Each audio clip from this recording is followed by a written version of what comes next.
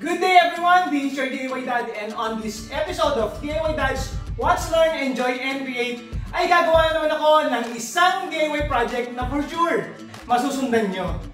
Siyempre kasama natin sa pag-build ng project na to ang aking mga powerhouse power tools. I started by setting up my powerhouse power tools and my working table. Ang materyales na gagamitin ko ay yung mga offcuts or mga pinagputulan sa previous project ko na modular cabinet. Then I make measurements. Measurements na napaka-vital sa mga projects na ginagawa natin. At ito ang maganda sa mga mobile working table o yung mga may gulong na pwedeng ilipat-lipat kung saan natin mas kakailanganin. And also, the surface of this working table ay naka-level sa surface ng table ng aking miter saw at saka sa aking table saw. Kaya every time na magkakat ako ng mga mahahabang lumbers or even boards, hindi ako mahihirapan sa adjustment sa kanya. I trimmed all the edges ng aking mga boards na gagamitin sa project na to.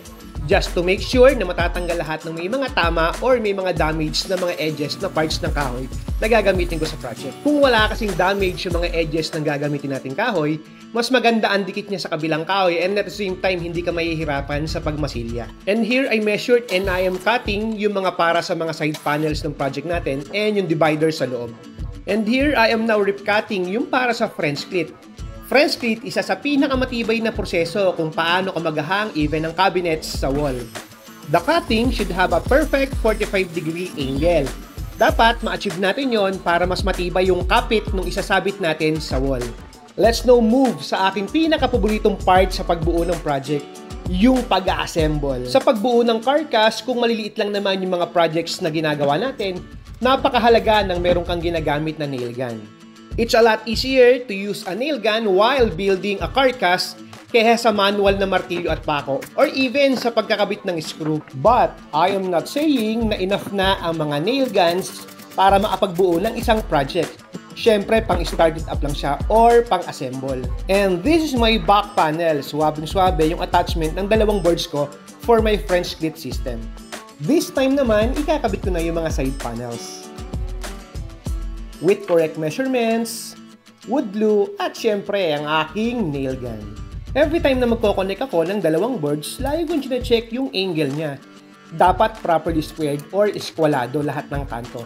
Kasi if isa sa mga parts ng ginagawa mong project ay hindi eskwalado, hanggang huli hindi na eskwalado yung kalalabasan ng project mo. And this time, ikakabit ko na yung panels ko para sa baba at yung panel para sa taas.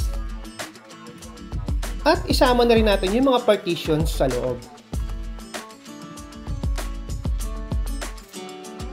All parts ng kahoy na pagdidikitin natin ay gumamit syempre tayo ng wood glue. Wood glue at saka ginamitan natin ng aking nail gun. Maraming gamit ng nail gun. And after ko ma-secured na okay na yung carcass ko, syempre ginamitan ko pa rin ng black screw. Black screw as an additional reinforcement. Let's now move sa trimming ng edges. Gusto ko kasi meron akong rounded corners eh. Mas maganda siya and at the same time, iwas disgrasya.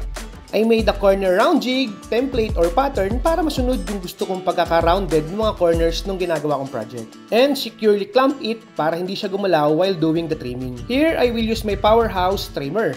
At gagamit tayo ng pattern bit. I already made a video review about this trimmer and at the same time, pwede siyang gamitin as a flounce router. Just check it on my YouTube channel. Yung bearing sa ating pattern bit, dapat tatama sa pattern na ginawa natin. And this is how it looks like. Sobrang happy ako sa naging outcome ng aking corner edges. And I will do the same process on all the sides.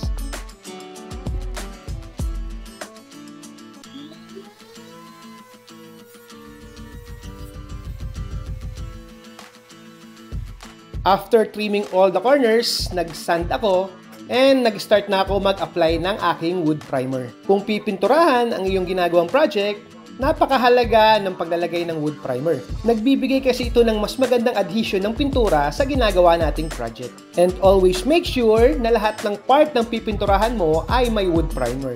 After ng wood primer, nag-apply na rin ako ng masilya.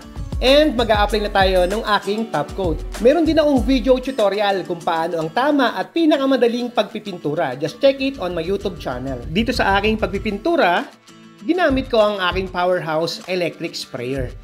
meron din akong video review about this tool. And this is the door panel. I painted it gray para mas mag-complement siya sa kulay ng project natin na color white. And here, nagkakabit din ako ng concealed hinges. At syempre, meron din akong video tutorial kung paano ba ang tamang pagsukat at pagkakabit ng mga concealed hinges. Kasama na rin doon kung ano ba yung iba't ibang klase ng mga concealed hinges at kung para saan siya dapat natin gamitin. It's now set and done, ikakabit na natin sa ating carcass. At naglagay din ako ng metal door handle.